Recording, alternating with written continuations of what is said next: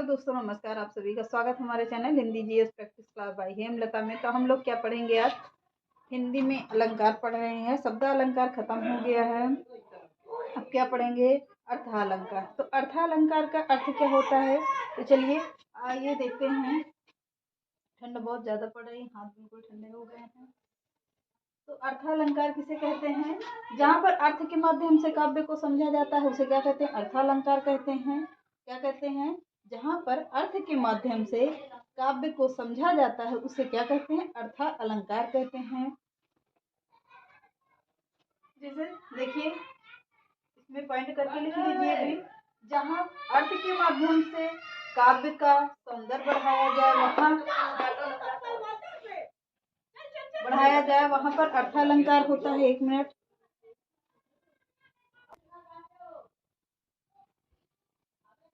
क्या कह रहा है? जहाँ अर्थ के माध्यम से काव्य का सौंदर्य बढ़ाया जाए वहां पर अर्थालंकार होता है। क्या कहते हैं?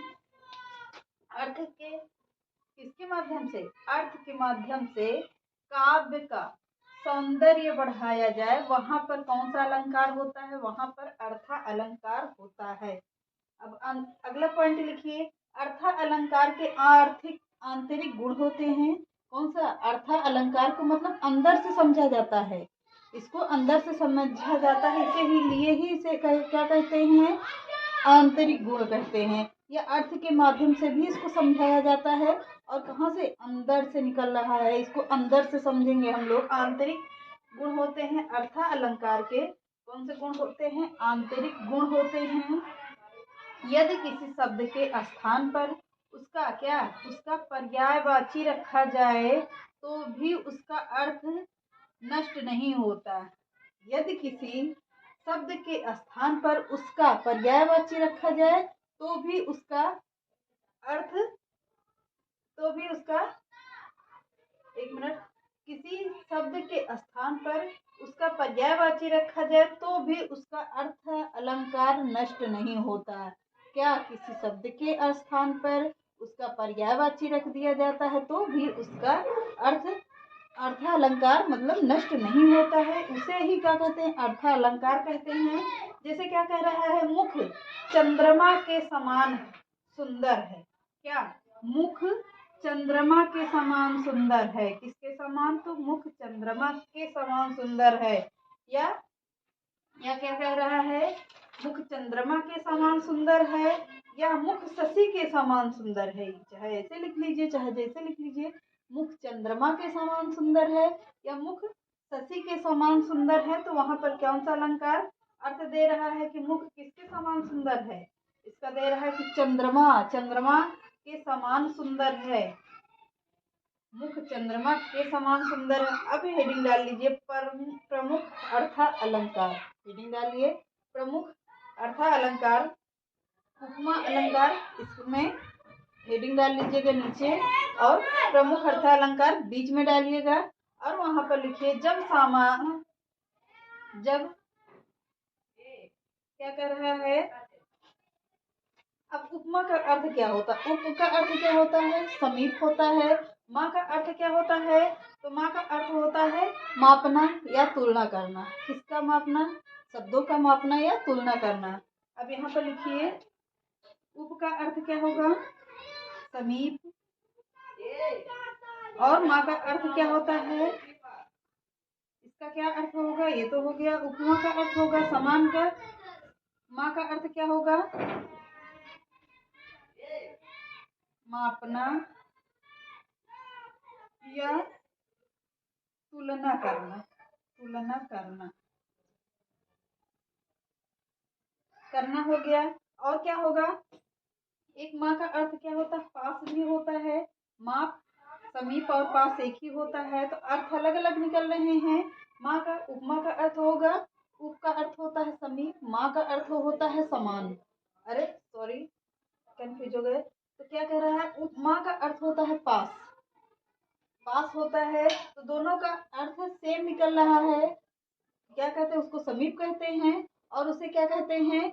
मतलब पास कहते हैं तो दोनों का अर्थ कैसा निकल रहा है, एक जैसा ही निकल रहा है, एक ही चीज निकल रहा है, लेकिन अर्थ अलग अलग हो रहे हैं, यानी शब्द अलग अलग बन रहा है।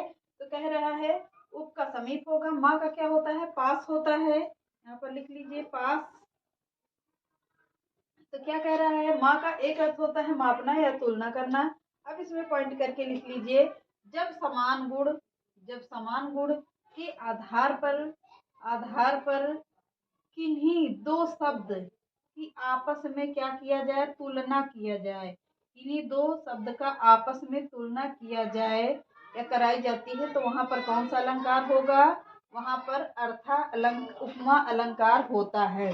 तो उपमा अलंकार होगा। फिर से देख लीजिए, जब समान गुण के आधार पर किन्हीं दो शब्द का आपस में तुलना कराई जाती है तो वहां पर उपमा अलंकार होता है। अब उपमा अलंकार के कितने अंग होते हैं, 4 अंग होते हैं। कौन से, उपमेय, उपमान, साधारण धर्म और चौथा कौन सा होगा, वाचक शब्द। चौथा वाचक शब्द उपमेय होता है, उपमान होता है, साधारण धर्म होता है और चौथा क्या, वाचक शब्द होता है। तो उपमा के कितने अंग, उपमा के 4 अंग। अब इसमें उपमेय क्या है, उपमान कौन सा है, तो इसको समझते हैं। कह रहे हैं पहले इसमें लिख लीजिए, उपमा के 4 अंग होते हैं, उपमेय पहला, दूसरा उपमान होता है, तीसरा साधारण धर्म होता है, चौथा क्या होता है, तो वाचक शब्द होता है। अब इसमें उपमेय हेडिंग डालकर लिखिए, जिसकी तुलना की जाती है उसे क्या कहते हैं, उपमेय कहते हैं। जिसकी तुलना की जाती है उसे उपमेय कहते हैं और जिससे तुलना की जाती है, किससे, जिससे तुलना की जाती है उसे क्या कहते हैं, उपमान कहते हैं। अब इसमें देखिए, जिससे तुलना की जाती है उसे क्या कहते हैं, उपमेय कहते हैं। और इसमें कह रहा है कि जिससे तुलना किया जाती है उसे क्या कहेंगे, उपमान कहते हैं। साधारण में धर्म में लिखिए, दोनों में जो गुण समान होंगे, क्या कह रहा है, दोनों में, किसमें, तो उपमेय और उपमान में जो गुण समान होंगे उसे साधारण धर्म कहते हैं। उसे क्या कहते हैं, साधारण धर्म कहते हैं। फिर से देखिए, दोनों में जो गुण समान होते हैं उसे ही क्या कहते हैं, साधारण धर्म कहते हैं। अब वाचक शब्द लिखिए, जिस शब्द के द्वारा तुलना व्यक्त किया जाए, क्या कह रहा है, जिस शब्द के द्वारा तुलना व्यक्त होती है उसे क्या कहते हैं, वाचक शब्द कहते हैं। जिस शब्द के द्वारा तुलना व्यक्त होती है वह उसे वाचक शब्द कहते हैं। जैसे क्या कह रहा है, उदाहरण देखिए, मुख चंद्रमा के समान सुंदर है। अब इसमें देखते हैं कि उपमेय क्या है और उपमान क्या है, साधारण धर्म क्या है, वाचक शब्द क्या है।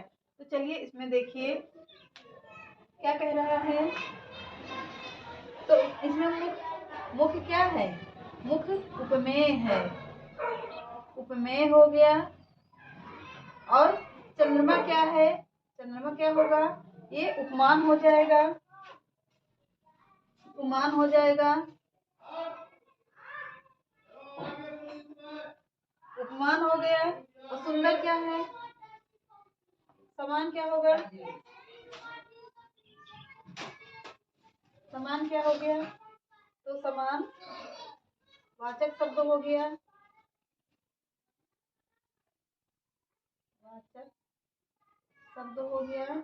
और सुंदरमा, सुंदर क्या है, इसे साधारण धर्म कहते हैं, साधारण धर्म कहते हैं। इतना समझ में हो गया कि उपमान किसे कहते हैं, उपमेय कैसे कहते हैं, साधारण धर्म और वाचक शब्द किसे कहते हैं। तो चलिए अब इसमें लिखिए, उपमेय उपमा अलंकार के अंग। यहाँ पर लिखिए उपमा अलंकार के अंग।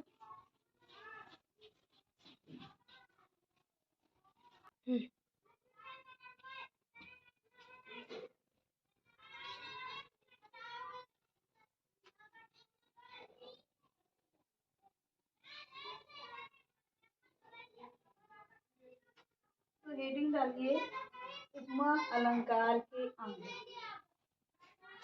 उपमा अलंकार के अंग। में उपमान को जानना। इसमें हेडिंग ना लिए, इसका पोर्शन बड़ा है तो कुछ कार्य की वजह से हम इसको कल पढ़ते हैं। तो चलिए आज के सेशन यही समाप्त करते हैं। चैनल पसंद है तो लाइक करिए, सब्सक्राइब करिए, ज़्यादा से ज़्यादा लोगों को शेयर करिए। नमस्कार।